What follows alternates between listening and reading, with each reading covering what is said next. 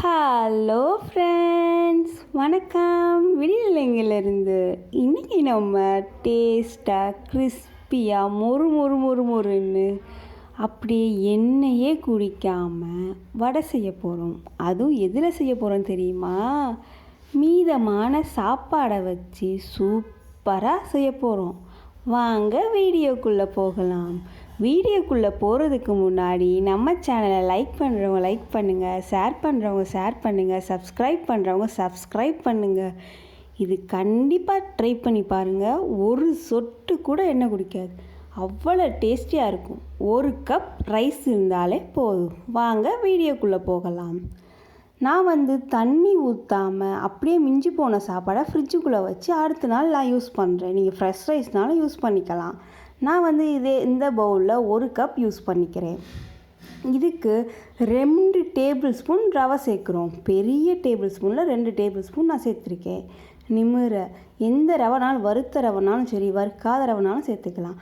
அதே மாதிரி 2 table spoon பச்சரிசி மாவு, உங்கள்கிட்ட எந்த மாவு இருக்கோ, இடியாப்பம் மாவு அந்த மாதிரி இருந்தாலும் சேர்த்துக்கலாம். நான் 2 டேபிள் ஸ்பூன் பச்சரிசி மாவு போட்டு லைட்டாக தண்ணி தொளிச்சு இது மாதிரி அரைச்சி வச்சுக்கிட்டேன்.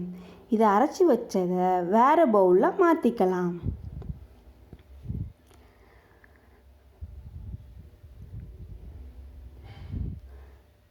இந்த மாதிரி ஒரு அகலமான பவுல் எடுத்துக்கோங்க. ஆனால் நம்ம ஆப்பச்சோடா அது மாதிரி எதுவுமே நம்ம சேர்க்க போகிறது இல்லைங்க. நான் சொன்ன அளவுகளோடு செய்யுங்க, கரெக்டாக வரும். சின்ன குழந்தைங்க சாப்பிட்றனால 2 பச்சை மிளகாய் சேர்த்துக்கிறேன். ஒரு மீடியம் சைஸ் ஆனியன் சேர்த்துக்கிறேன். நான் 2 டேபிள் ஸ்பூன் கட்டியான தயிர் சேர்த்துக்கிறேன். நீங்கள் தண்ணியை ஊற்றி பசைகிறீங்க இல்லையா, அரைக்கிறீங்க இல்லை, அப்போ கூட இந்த தயிர் சேர்த்துக்கலாம். நம்ம எப்பயுமே சாப்பாட்டில் உப்பு சேர்த்துருப்போம், அதனால நான் டேஸ்ட் பார்த்து லாஸ்ட்டில் தான் சேர்க்குறேன். இதுக்கு கண்டிப்பாக கொஞ்சம் சீரகம் சேருங்க. சீரகம் சேர்த்திங்கன்னா கொஞ்சம் சூப்பராக இருக்குங்க. இது மாதிரியே எல்லாத்தையும் நல்லா பரவலாக கிண்டி வச்சுக்கோங்க. நம்ம ரவை சேர்த்தனால ஒரு 10 மினிட்ஸ் மட்டும் அப்படியே ஓரமாக ஊற வச்சுருங்க. ஊறி வந்த உடனே ஒரு பேனில் எண்ணெயை ஊற்றி நல்லா சுட்டு வந்த உடனே அதை மீடியம் ஃப்ளேமில் வச்சுட்டு, நான் இன்றைக்கி அரச மரம் எடுத்திருக்கேன். உங்களுக்கு எண்ணெய் கவரோ பால் கவரோ எடுத்து இது மாதிரி அழகாக தட்டி போட்டு வச்சுக்கோங்க. உங்களுக்கு இந்த பதத்தில் மாவு கிடைக்கலைன்னா ஒன்றுமே கவலைப்பட வேணாம். கொஞ்சோண்டு பச்சரிசி மாவு சேர்த்து பிசைஞ்சு பார்த்துக்கோங்க. அப்படியே கையில் எண்ணெயை ஊற்றி உருட்டி பாருங்கள். அந்த பதம் இருந்தால் தான் உங்களுக்கு ஒரு சொட்டு கூட எண்ணெய் குடிக்கவே குடிக்காது. மறந்துடாதீங்க, அரிசி மாவு சேர்த்துக்கலாம். இது மாதிரி உருட்டி நடுவில் எப்பயும் போல் மெதுவடைக்கு ஓட்டை போடுவோம் இல்லையா, அதே மாதிரி ஓட்டை போட்டு மீடியம் ஃப்ளேமில் பொறுமையாக சுட்டு எடுத்திங்கன்னா நம்மளோட சுவையான வடை தயார். ஆனால் நீங்கள் சாப்பாட்டு அரிசியில் தான் செஞ்சுருக்கீங்கன்னு சொல்லவே முடியாதுங்க. அப்படியே உளுந்த வடை மாதிரி, உளுந்த வடையோட நல்ல கிறிஸ்பியாக டேஸ்ட்டாக இருக்கும். கண்டிப்பாக செஞ்சு பாருங்கள். எல்லாமே நம்ம வீட்டில் இருக்கிற பொருளை வச்சு தான் நான் சொல்லி கொடுத்துருக்கேன்.